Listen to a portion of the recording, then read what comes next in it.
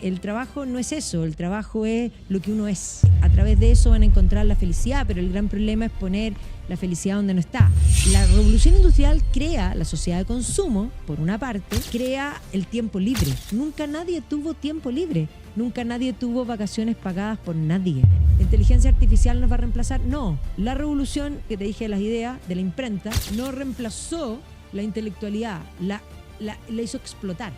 La visión histórica, el comprender lo que ya pasó, el entender los procesos evolutivos de nuestra humanidad, contribuye precisamente a tener pensamiento crítico. El pensamiento crítico es lo que te permite distinguir la verdad del error. Yo creo que hay que cambiar el desprecio a las humanidades, que no sirven para nada, pero que sirven para lo más importante. Todo ser humano quiere ser feliz. ¿Qué deberíamos hacer para que las organizaciones del futuro sean más humanas? Uno tiene que entrar a las instituciones. Ojalá volvamos a recobrar eso que era tan humano, ese concepto gremial de maestros y discípulos. Porque como diría Oscar Wilde, la gente sabe el precio de todo, pero el valor de nada.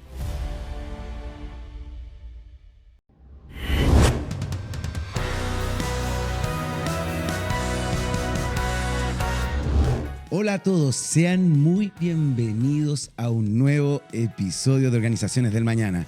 Un podcast aquí en el canal Talentópolis, en el cual estamos intentando imaginar un futuro que no existe, un futuro del trabajo que todavía no sucede, pero queremos ayudar a construirlo. ¿Cómo? Desde la imaginación, desde aquello que creemos que puede ser mejor, aquello que creemos que podemos corregir, desde una observación en la sociedad. Y estamos muy contentos porque estamos aquí en este lugar precioso, que es un edificio nuevo que está prácticamente 0 kilómetros de la Asociación Chilena de Seguridad, aquí en la Avenida Las Condes, y realmente estamos fascinados porque tenemos una estética que quisimos preparar también especialmente para ustedes y poder compartir justamente desde esta institución, desde este lugar que está preocupada del bienestar en el trabajo, de la salud, no tan solo física, como sabemos, sino que también emocional y, por qué no decirlo, también mental, sobre todo en este mundo que vivimos tan lleno de estímulos y de problemáticas y estrés. Y hoy, precisamente, tenemos un tema fantástico, fascinante. Estoy además con una invitada excepcional, una gran, precisamente, observadora de la sociedad, de la economía, de los procesos políticos e históricos. Pero antes de decirle con quién estoy, quiero invitarlos a ver la siguiente nota que nuestro equipo periodístico ha preparado. Vamos a ver el video.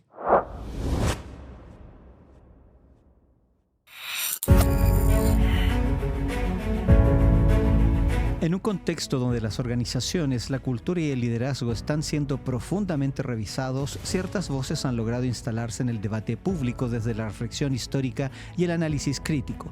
Desde el ámbito académico y los medios de comunicación, esta mirada ha abordado temas como identidad, pensamiento político, cultura organizacional y cohesión social, combinando docencia universitaria, gestión cultural y participación activa en espacios de conversación pública, con formación académica en Chile y el extranjero, y una presencia constante en columnas, radio y televisión. Hoy nos acompaña Magdalena Mervilá, historiadora y periodista chilena, reconocida por su rol en el debate de ideas y por su influencia en la discusión sobre el presente y el futuro de nuestras organizaciones.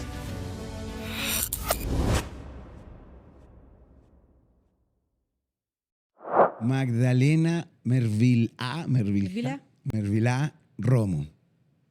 Periodista, académica, historiadora, profunda observadora, como dije, de la sociedad.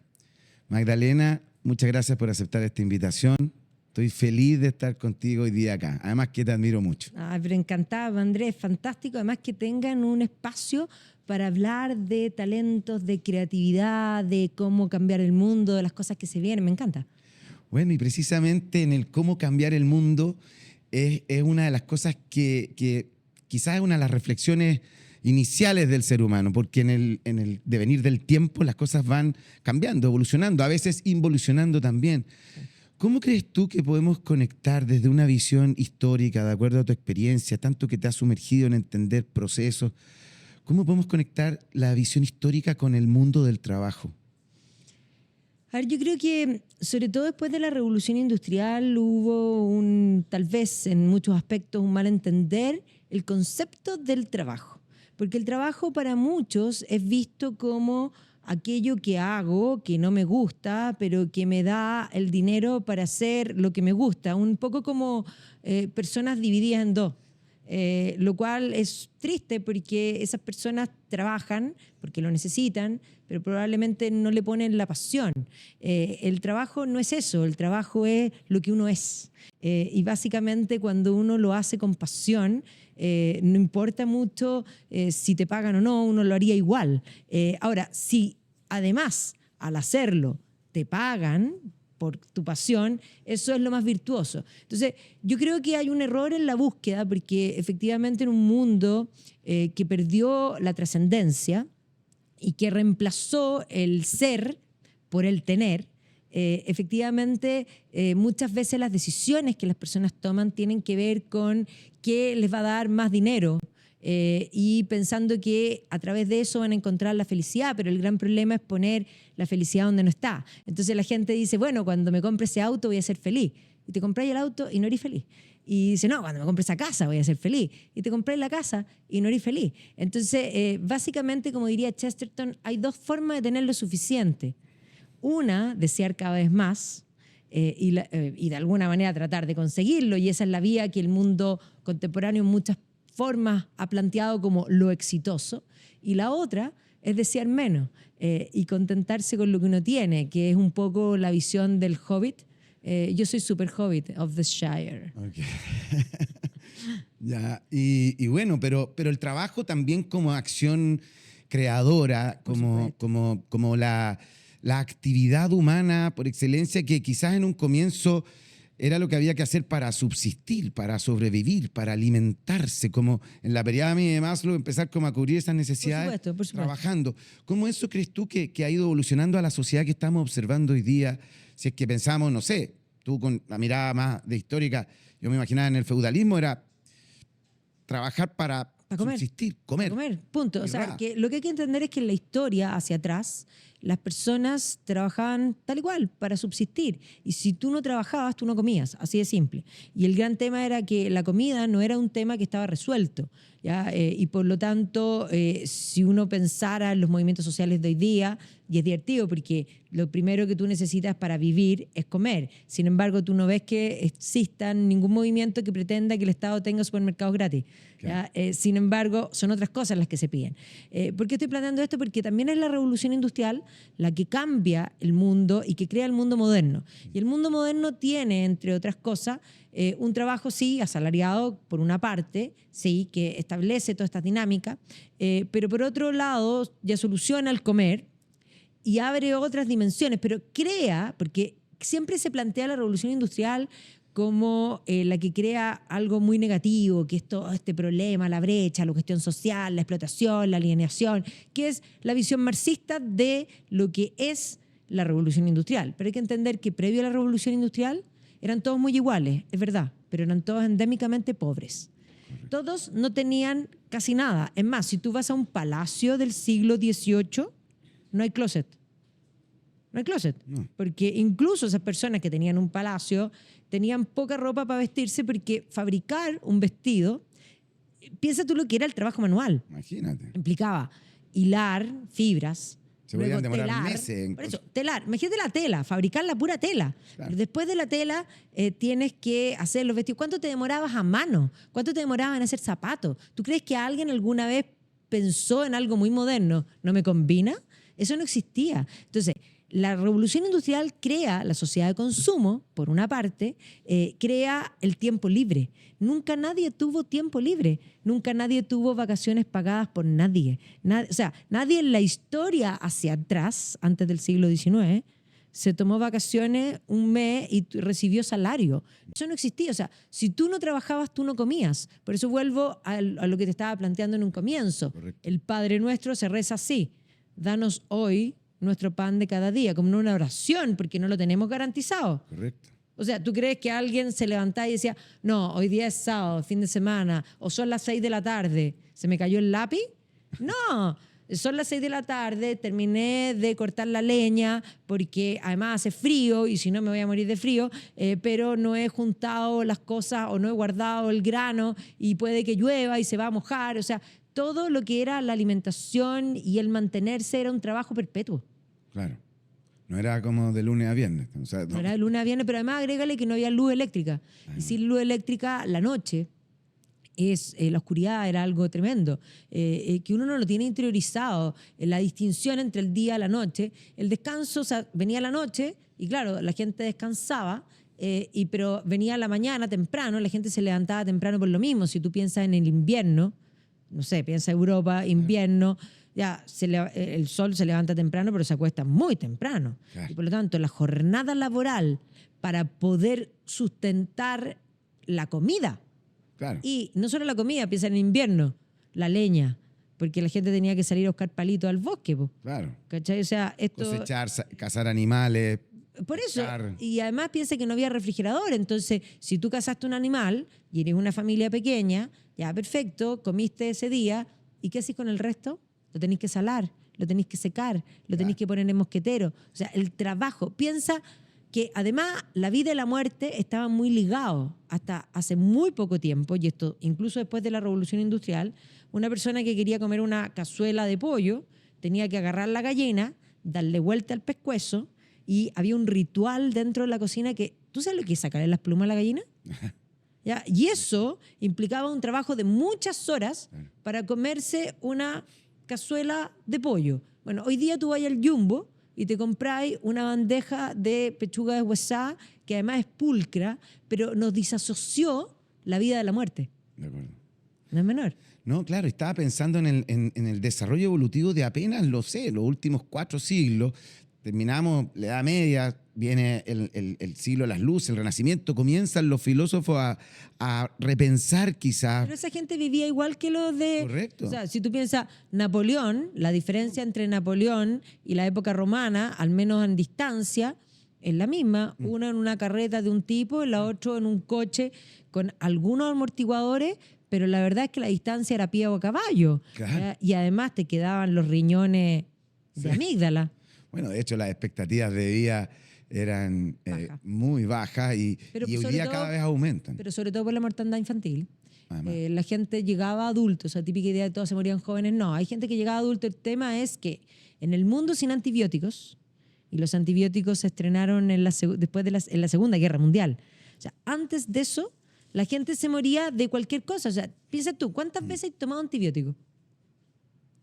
Ya, y si tenéis niños, ¿cuántas veces le has dado Claro. antibiótico a tus niños? Sí. La gente, yo me acuerdo una vez, porque tenía un curso que es Inglaterra victoriana, siglo XIX.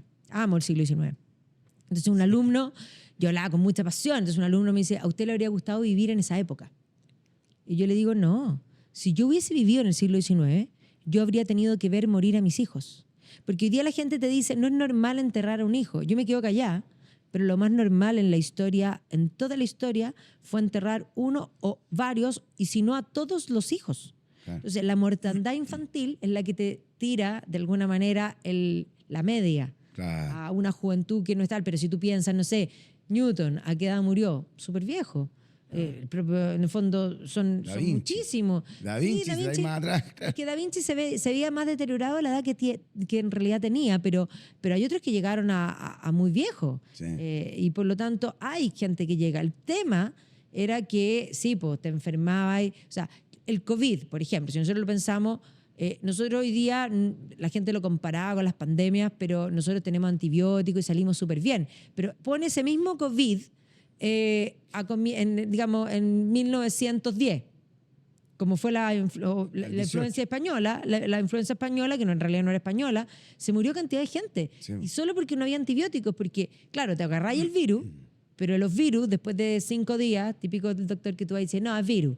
Entonces, si seguís, a los 5 días te dan antibióticos, porque ahí es cuando el virus se infecta. Claro. ¿Ya? Y esa infección, antes no tenían cómo matarla. Claro. Y te morías. Y recuerden que estos contenidos, estos episodios y capítulos de Organizaciones del Mañana también los pueden encontrar a través de la señal abierta 38.2 de Vision Plus TV en la región metropolitana, también a través de tu cable operador favorito y también de Zapping TV en el canal 171 y ahora recientemente, sorpresa, América Vivo también. Por lo tanto, de forma internacional podrás escuchar nuestros contenidos. No te lo pierdas, ahí nos encontrarás. Y eso también nos lleva a comprender cómo la humanidad ha ido en este proceso civilizatorio de avances, de descubrimientos científicos. Por supuesto que la revolución industrial indiscutiblemente es quizás el hito que dispara la curva exponencialmente. Pero en lo previo a ese disparo exponencial o en lo previo a la revolución industrial ya vienen las ideas que empiezan a formarse. Surge de algún modo las ideas liberales, empezamos a reemplazar el teocentrismo por el antropocentrismo de alguna manera, y toda esta forma que de algún modo marca ya la salida de la Edad Media. Algunos le llaman la Edad Oscura, yo no le encuentro nada oscuro porque tiene muchas virtudes. Para nada. Pero luego derivamos en una revolución industrial donde todo se dispara y empiezan también los avances acelerados, la calidad de vida empieza a aumentar.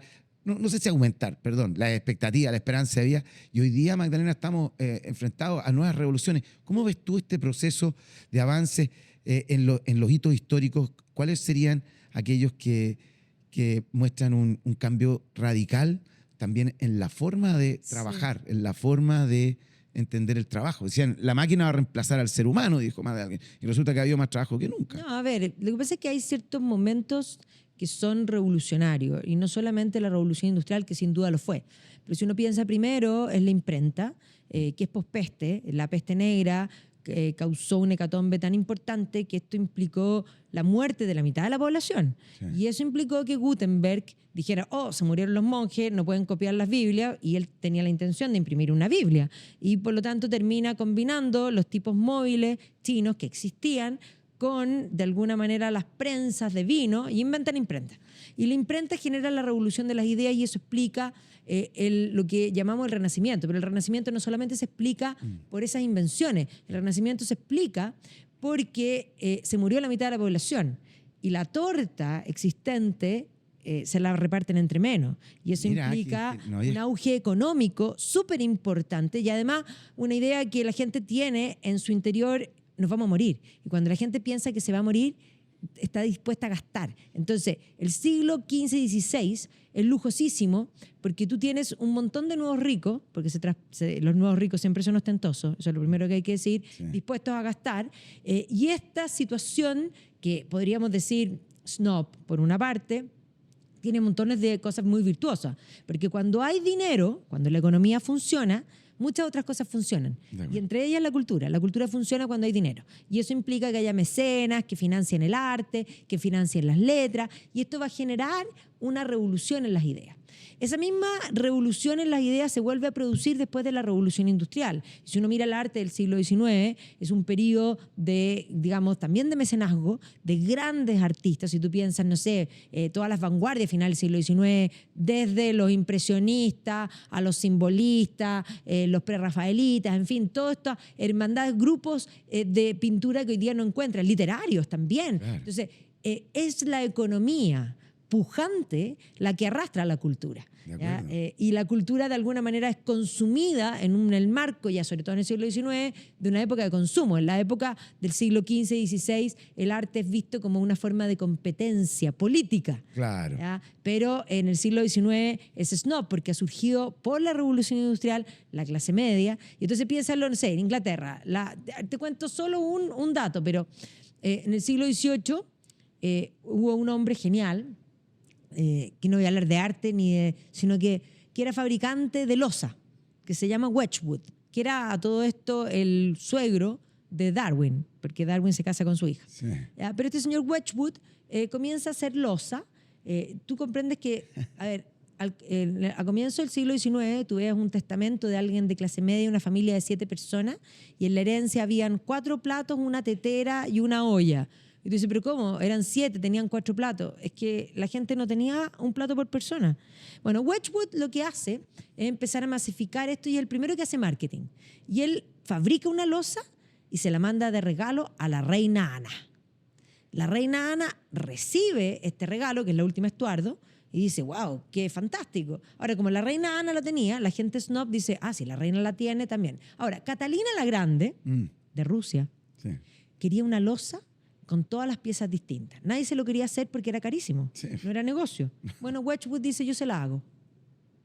Perdió plata, invirtió. Sí. Pero Wedgwood fue el primero en crear este concepto de consumo. Y al siglo siguiente, ya la gente tenía una losa elegante, una losa de diario, ¿ya? Y es más, él crea esa necesidad, ¿ya? Y así como él, en las telas, o sea, del 18 comienza el cambio. Claro. Y la sociedad de consumo es una sociedad que es inmensa y que está lleno de la creatividad. Por supuesto que Wedgwood fue creativo. Correcto. No es que Wedgwood se hizo millonario haciendo losa, él hacía losa. Había muchos que hacían losa. Y la mayoría que hacían losa se quedaban ahí. Claro. ¿Qué hizo él? Él estuvo dispuesto a invertir. Porque todo el que le da el palo al gato, porque la gente mira y dice, le dio el palo al gato, tienen una cantidad de esfuerzo y una cantidad de trabajo. Vuelvo atrás, Gutenberg, Claro. brillante. Pero Gutenberg se murió sin ni uno. Claro. Y se murió sin ni uno porque pidió un préstamo a Furst para poder hacer su imprenta. Se demoró 2 años en poder empezar a imprimir, porque había que fabricar a mano cada una de las letras. Sí, claro. Miles de letras. ¿Ya? Y tuvo que pagarle el sueldo a montones de personas para poder hacer esto. Imprimió un Ars Grammatica primero. Y cuando Furst vio que estaba imprimiendo ya un Ars Grammatica, le pidió de vuelta el crédito. Y él tuvo que pagar el crédito y finalmente le quitaron la imprenta.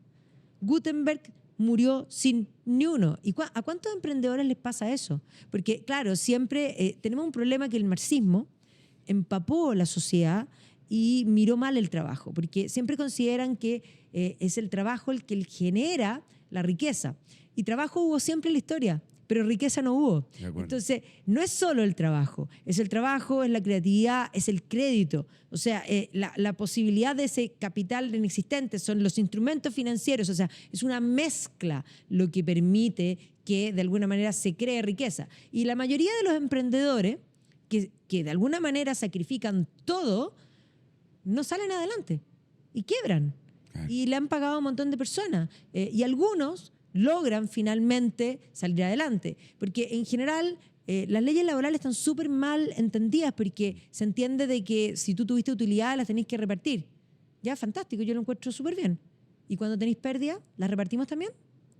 Claro. No, pues cuando tenéis pérdida, los emprendedores muchas veces tienen que pedir créditos para poder pagar los sueldos, tienen que endeudarse, tienen que perder lo propio, porque son los que arriesgan. Entonces, a mi juicio, si quieren que realmente sea una sociedad, yo por lo menos así lo entiendo, como de socios, bueno, los socios van en las buenas y en las malas.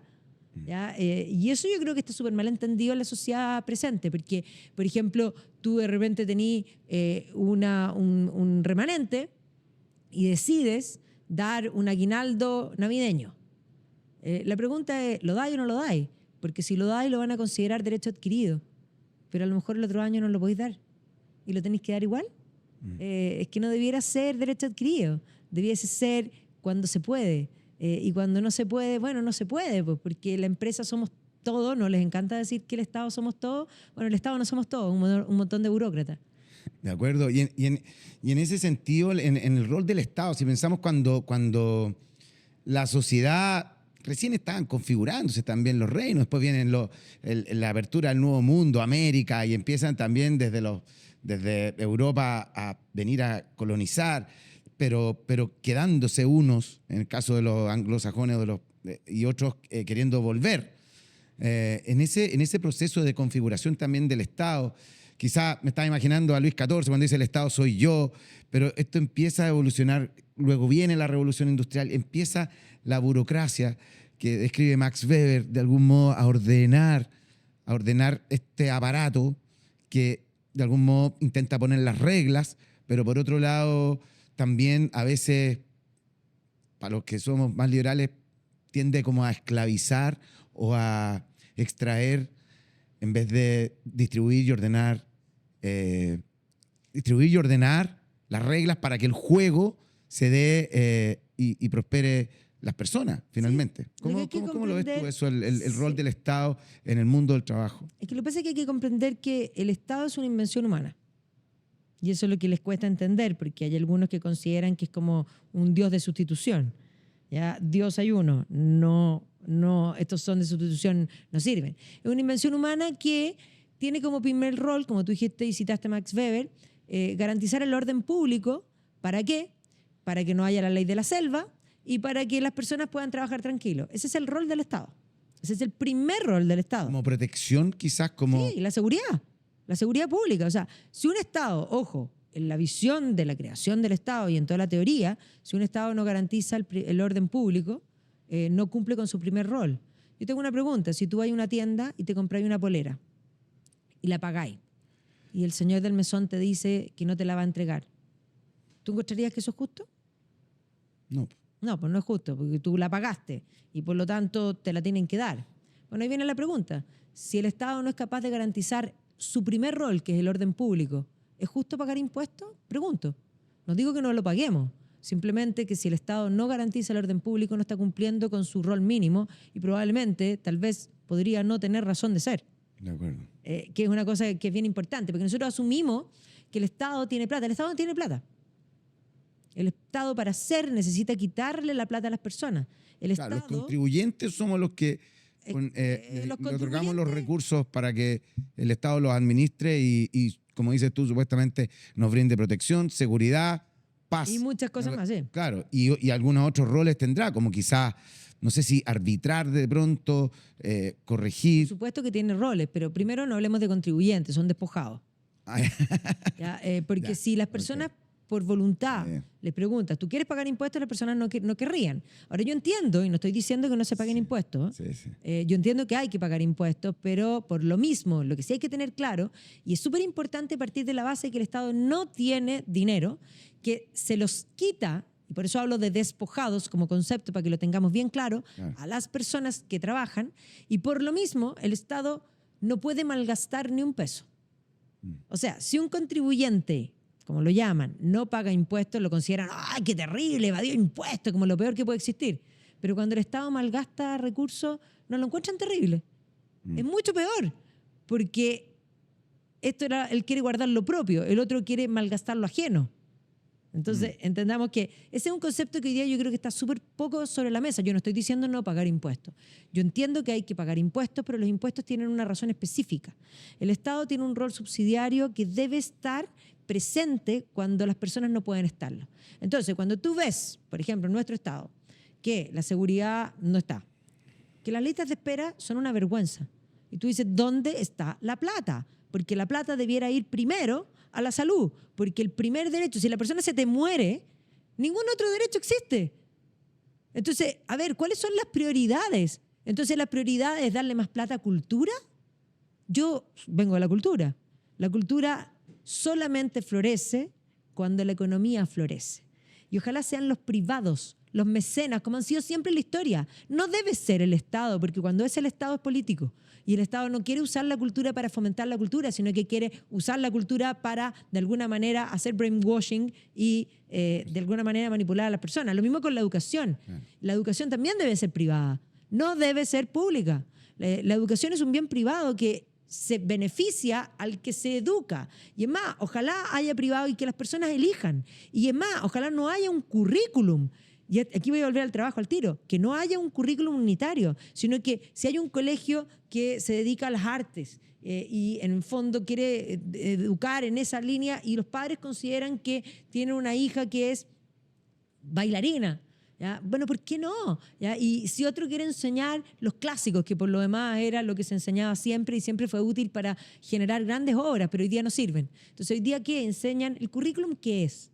Básicamente un montón de extensión, pero con esta profundidad. O sea, si tú me preguntas a mí, uno podría podar el currículum para dejar un mínimo obligatorio, sí, un mínimo, y darle a los distintos, digamos, proyectos la libertad de enseñar distintas cosas.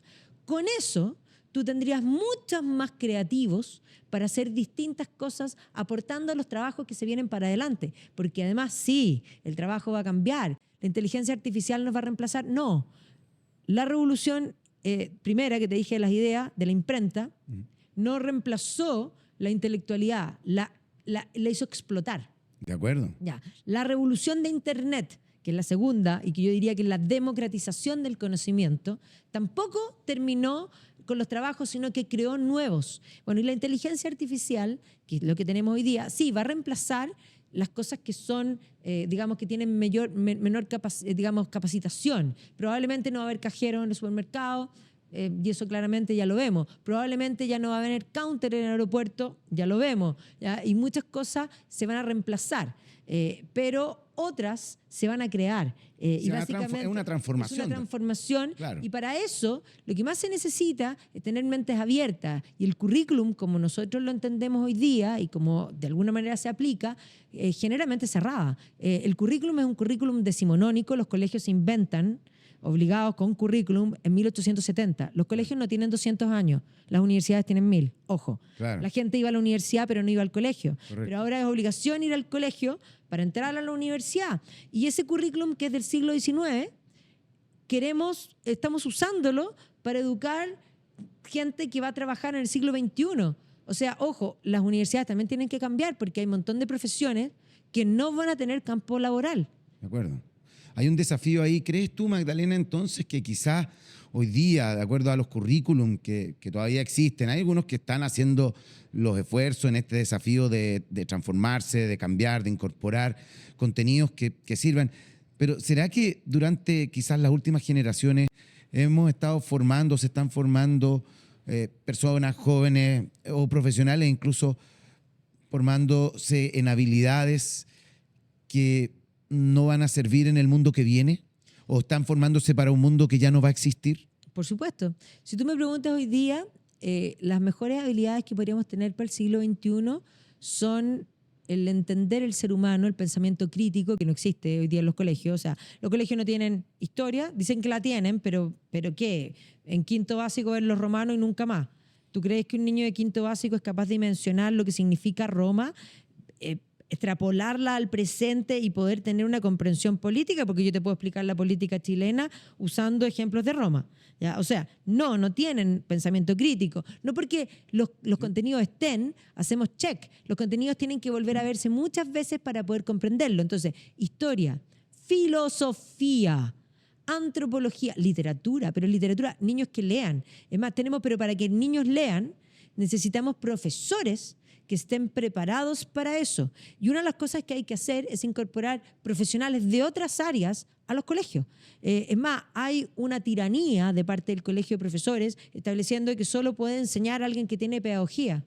¿En serio? Pero si pedagogía tienen hace muy poco. Y en la historia siempre la gente enseñó y no tenían pedagogía. Es más, yo creo que hoy día el problema es que hay muchos profesores que tienen pedagogía, didáctica, metodología, pero son los contenidos exteriores, pero no saben matemáticas, sobre todo en el segundo ciclo básico. Pero si tuviéramos ingenieros que estén dispuestos a dar hora y que, si lo importante aquí es lo siguiente, que los niños aprendan. Por supuesto. Entonces, si el tipo tiene pedagogía y todos los títulos, pero los niños no aprenden, no sirven. Y ahí está el punto, estatuto docente. No lo podía echar. De acuerdo. Entonces, si el profesor es malo, fuera. Y lo mismo pasa con el estatuto administrativo. A ver, hoy día en el mundo que es dinámico, y sobre todo hablando del Estado, que no puede malgastar los recursos, si un profesional dentro del Estado es bueno, asciéndanlo. Denle todos los bonos, háganlo crecer. Y por supuesto, el Estado es una maquinaria que hay que aprender cómo funciona. O sea, un buen burócrata es un burócrata. Ahora, un mal burócrata es un burócrata, ¿ya? Que no es lo mismo. No, y entonces, claramente. a esas personas que son malos, pero ojo, el estatuto administrativo te impide echarlo. Y tú piensas que hoy día están discutiendo amarres para que los nuevos que contrataron no los puedan echar. Entonces, a ver, persona que no aporta a cambiarle la vida a las personas en el Estado no sirve, porque se supone o no que el Estado está al servicio de las personas, o es al revés, o somos las personas las que estamos al servicio del Estado y tenemos que pagarle a personas que no aportan su sueldo.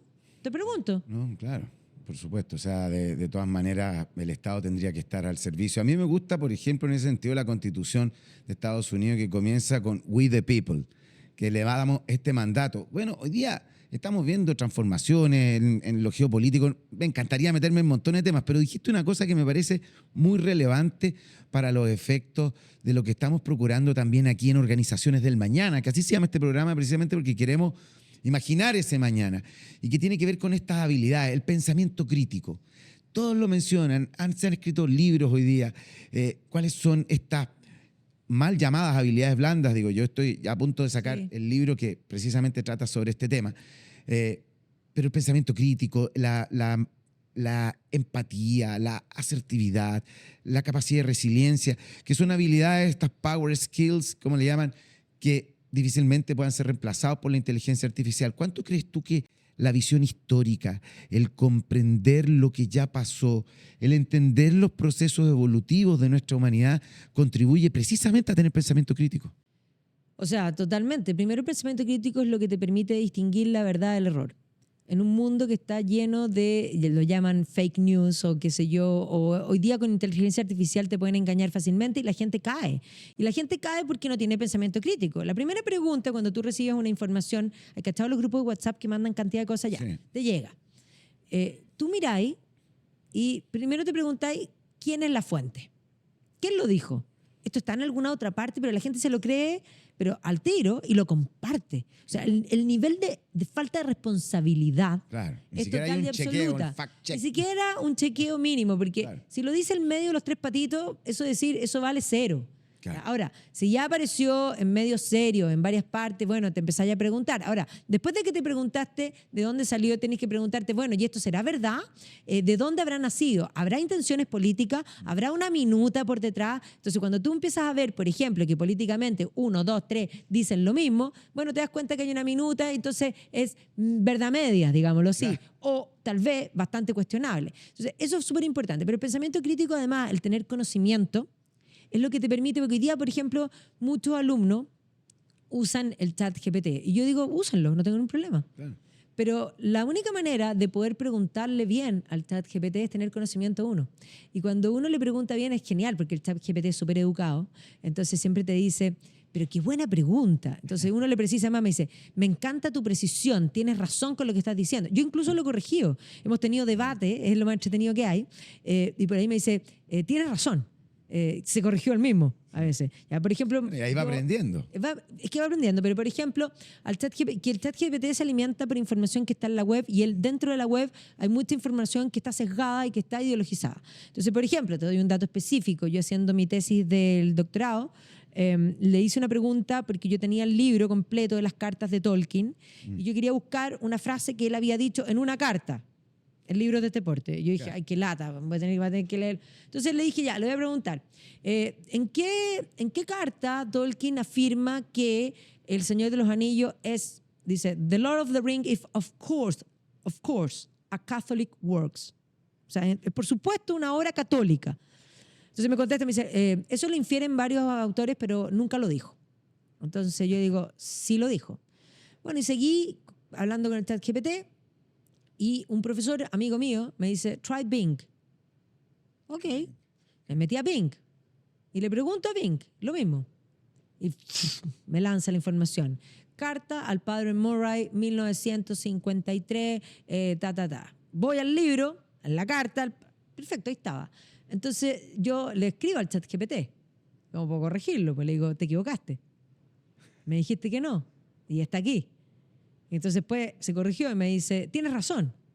Bueno, le incorporaste nueva información y Pero, así se está pero lo alimentando. que voy es que la gente piensa, y por eso el pensamiento crítico es importante, porque el chat GPT también se equivoca. No es que se equivoque, sino que lo equivocan. Correcto. Y entonces uno tiene que ser capaz de entender. Las personas hablan y cuando hablan usan palabras, y esas palabras entre líneas dicen cosas. ¿Ya? Cuando uno entiende, por ejemplo, de teoría marxista, y una persona al frente te dice, bueno, esto es un problema estructural, la palabra estructural te dice inmediatamente que está sesgado con visión marxista. La visión de las estructuras es marxista. Entonces, a ver, hay que aprender eso. Cuando uno aprende ese tipo de cosas, uno distingue y de alguna manera sabe con quién está hablando. ¿Ya?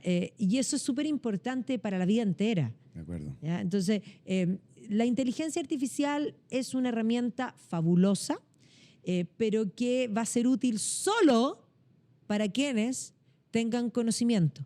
Quienes no tengan conocimiento van a ser marginados por la inteligencia artificial. Podría aumentar quizás las desigualdades, dices tú, las brechas entre no tan solo los que más tienen acceso, los que más saben, sino que quizás podríamos estar en la antesala de una sociedad distinta que pueden aparecer fenómenos Sí, aumente la desigualdad? o sea, sí, porque Pero la algunos desigualdad... piensan que esto está tratando de corregir la desigualdad. A ver, sí y no. Primero porque la desigualdad es algo connatural del ser humano, no hay un ser humano igual al otro y por lo tanto esa cosa de plantear la desigualdad como un gran problema. La desigualdad se produce porque hay gente más inteligente, gente menos inteligente, gente más capaz, gente menos capaz, gente que toma los riesgos, gente que no se arriesga, De acuerdo. gente que de alguna manera tiene oportunidades, porque ojo, todos tienen oportunidades, solo que algunos no las ven. ¿Ya? Porque si no fuese así, las personas que vienen de cero nunca lograrían nada. ¿Ya? Nosotros teníamos un ciclo que se llamaba Líderes, donde tomábamos varios personajes que fueron todos, teniendo todas las condiciones adversas, partiendo por mi amado Tolkien, huérfano, educado en un orfanato, se convirtió en el autor del siglo XX, pero era Mateo. ¿Ya? Y era un hombre riguroso, era un hombre obediente, que supo aprovechar, que en vez de rebelarse contra el padre Morgan, quien lo educó, que en un momento él se pone a pololear con una niña y el padre Morgan le dice, te prohíbo juntarte con ella, porque ella era anglicana y la madre de Tolkien se había hecho católica, entonces el padre Morgan era de los oratonianos. Y Tolkien lo obedeció. Estudió en la Universidad de Oxford, terminó su carrera, le dijo, te prohíbo verla hasta que te gradúes. Y cuando se graduó, él le escribió a esta niña y finalmente se casó con ella. Ya, pero, a ver, yo me pregunto hoy día cuánta juventud obediente y que respeta a las autoridades que considera maestros hay. Ya, primero, ya partamos por ahí. Te dije Tolkien. Beethoven. ¿Tú crees que es lógico que alguien que tiene problema al oído y que lo va perdiendo se convierta en el mayor músico de la historia? Porque Beethoven tiene 3 etapas. La etapa cuando escuchaba, que era un clasicista.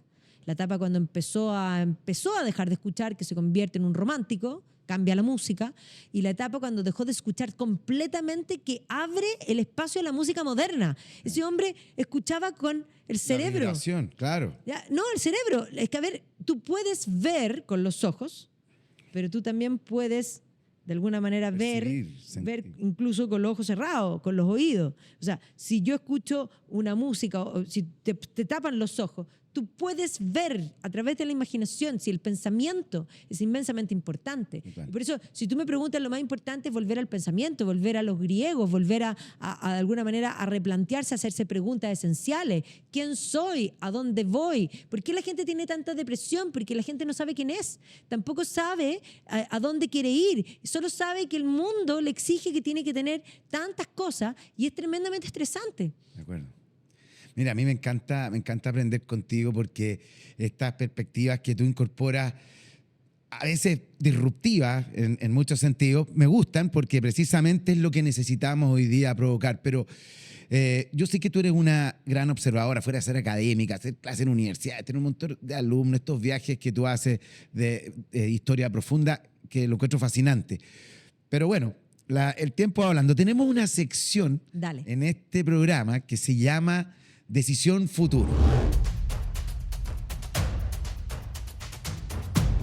Y que consiste en que nosotros creemos, al igual que muchas personas, que el proceso de evolucionar, así como desde la teoría de la evolución de las especies de Darwin, no solamente evoluciona algo cuando se cambia.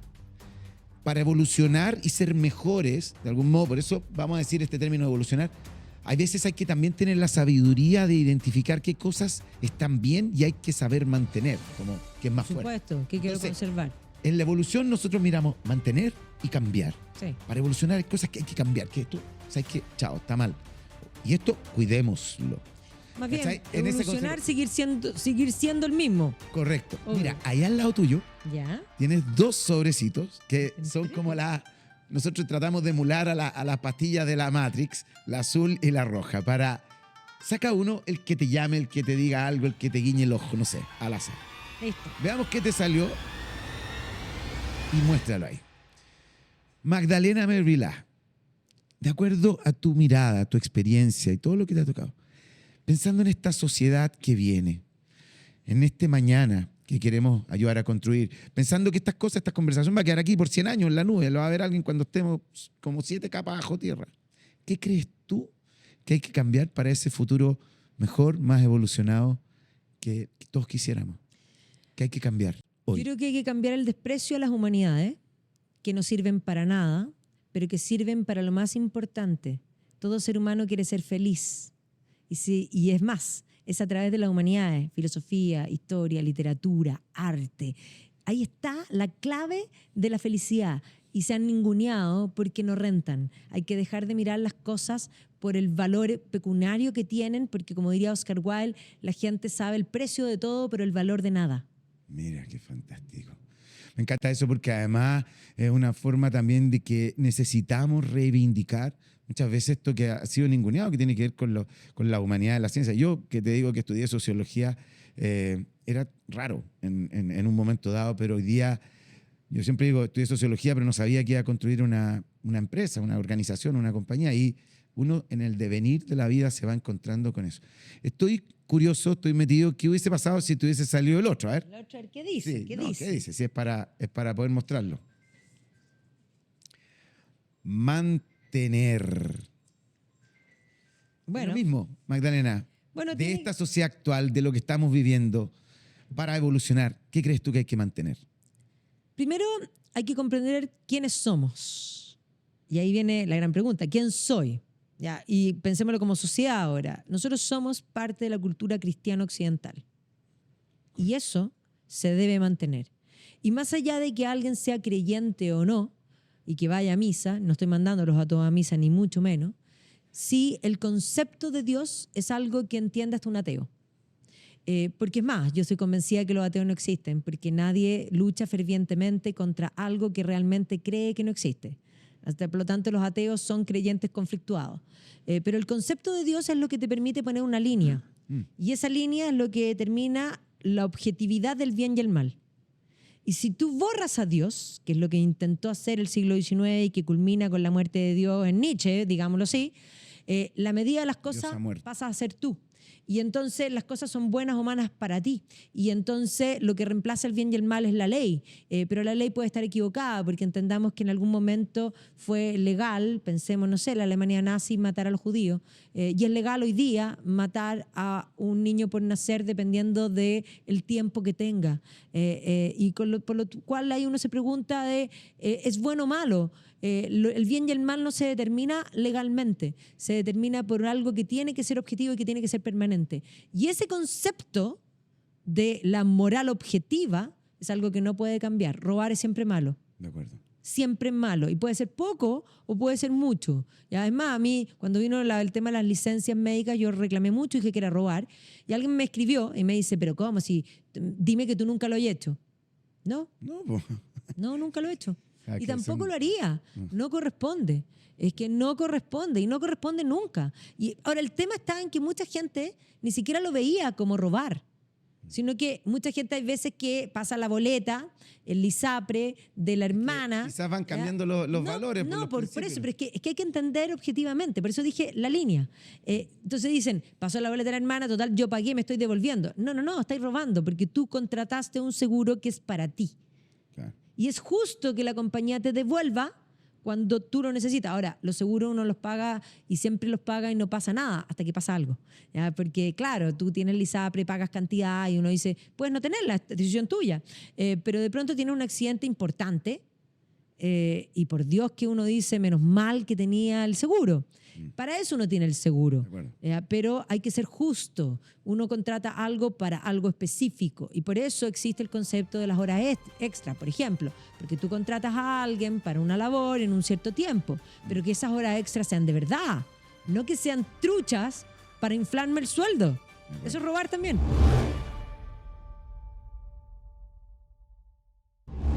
Mantener esta línea que dices tú como en Dios, representados los que somos, bueno, de nuestra cultura cristiana Es parte de nuestra occidental. cultura. Por supuesto.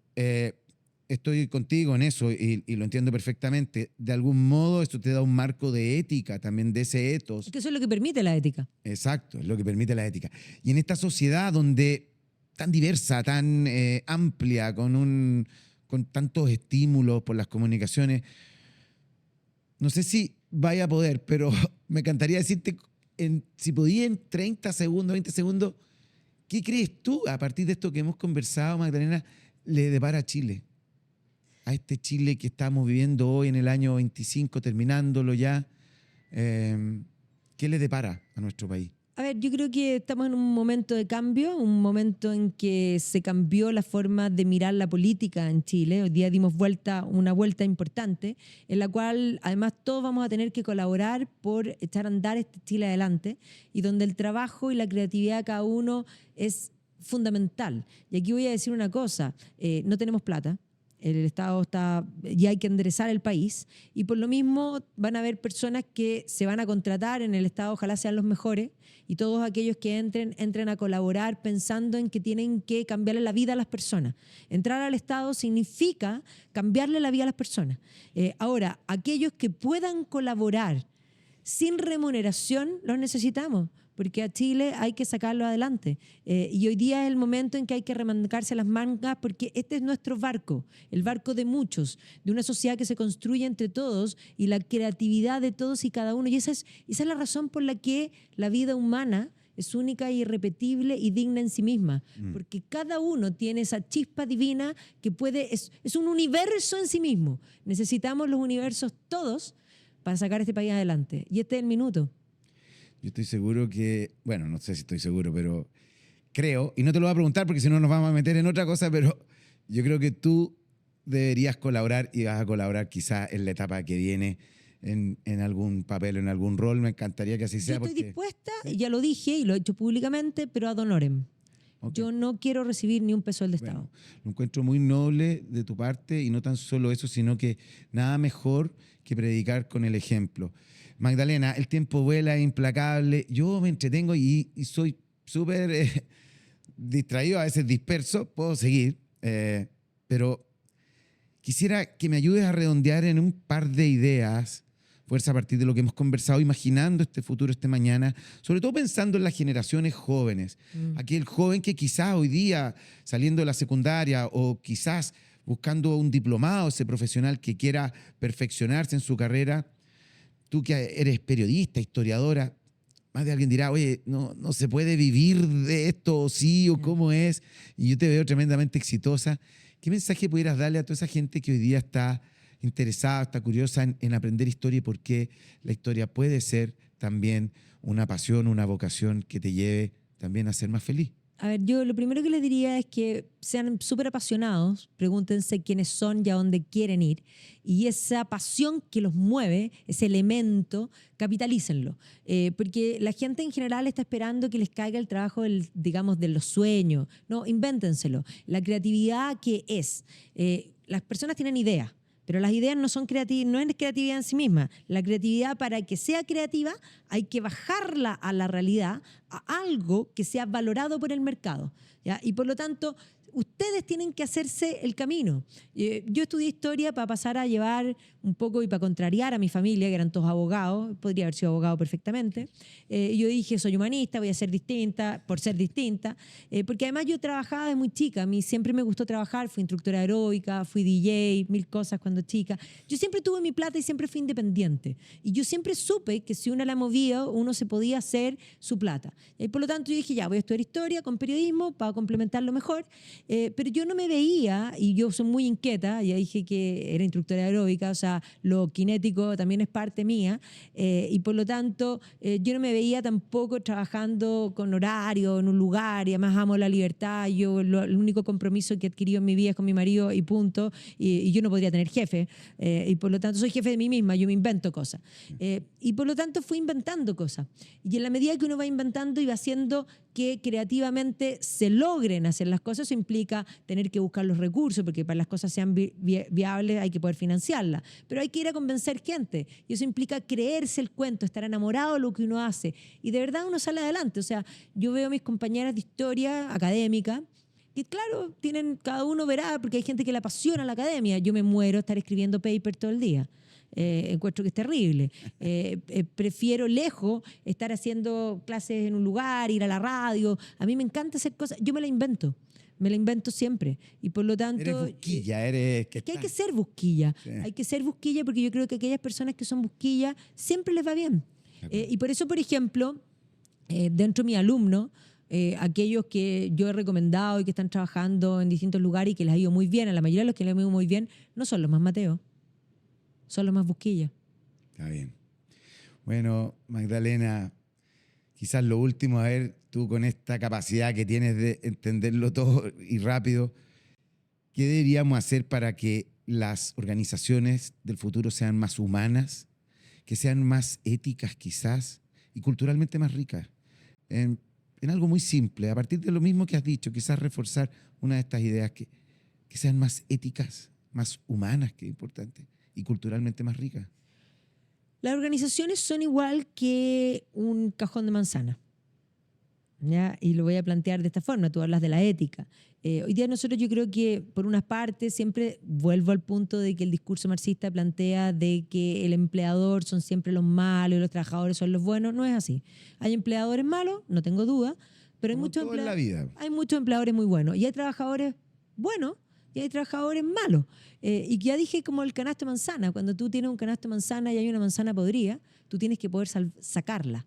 Y el problema, yo diría que es la rigidez de la legislación laboral hoy día, la que impide que muchas veces tú saques a las manzanas que están malas. Y es más, hay muchas leyes que además permiten que las manzanas malas le digan a las otras, a las buenas, que son ellas las malas.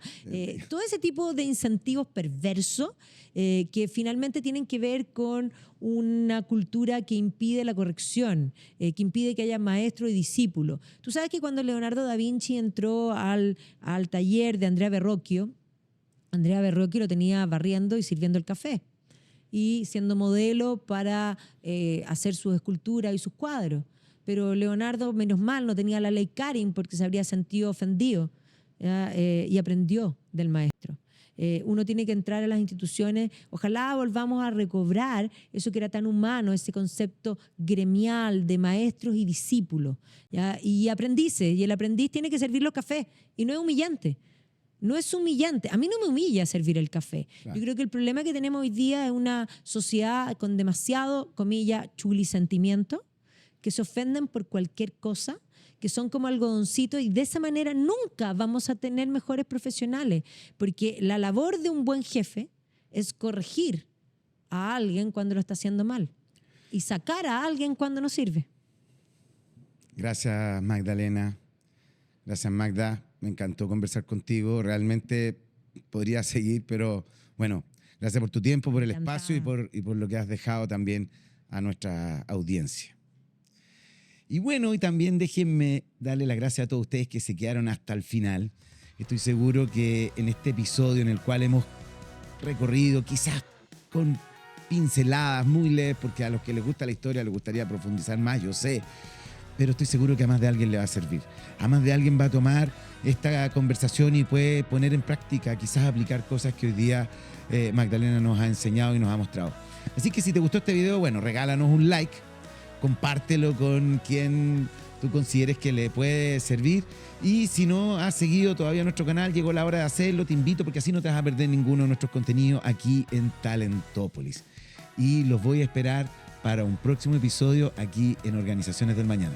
Hasta la próxima.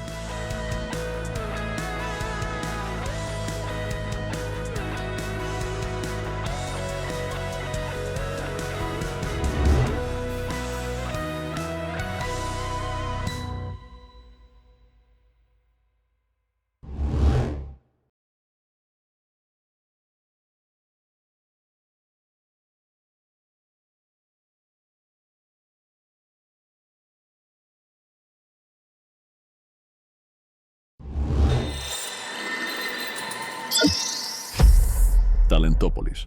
El futuro del trabajo es hoy.